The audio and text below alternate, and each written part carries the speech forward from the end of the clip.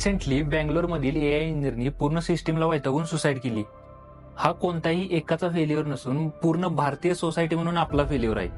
या वाढत्या टेक्नॉलॉजीच्या काळात त्या एका टॅलेंटेड एआय इंजिनियरने सुसाईड करणं हा एक समाजाचा खूप मोठा लॉस आहे. या इन्सिडेंटने खूप सारे प्रश्न उपस्थित केलेत, ज्यात समाज म्हणून आपल्याला सॉल्व्ह करणं खूप जास्त गरजेचं आहे. जर आपण बारकाईने बघायला गेलो तर यातला पहिला मुद्दा बघा, महिलांना प्रोटेक्शन देण्याच्या प्रोसेसमध्ये पुरुष तरी इग्नोर होत नाहीयेत ना. National commission for woman rights आहे, पण नॅशनल कमिशन फॉर मेन राईट्सचा विचार व्हायला नको काय? समाजातील प्रत्येक घटकासाठी कायदा असणं खूप जास्त गरजेचं आहे, पण ही आपली जबाबदारी नाही का की त्याचा गैरवापर नाही झाला पाहिजे. पण तसं होत नाहीये. भारतामधील भरपूर कायदे बायस होत चाललेले आहेत, त्याचा मिसयूज वाढत चाललेला आहे. यामध्ये मिसयूज करणाऱ्यांपेक्षा जास्त ही कायदे बनवणाऱ्यांची चूक आहे. उदाहरणार्थ बघा, भारतीय न्याय संहिता आत्ताच लागू झाली. त्याचा सेक्शन 85 नुसार वाईफला अधिकार आहे की हजबंड किंवा त्याच्या रिलेटिव्हच्या विरोधात क्रुएलिटीसाठी एफआयआर करू शकते. पण जर वाईफच्या पॅरेंट्सनी मुलाला त्रास दिला किंवा वाईफने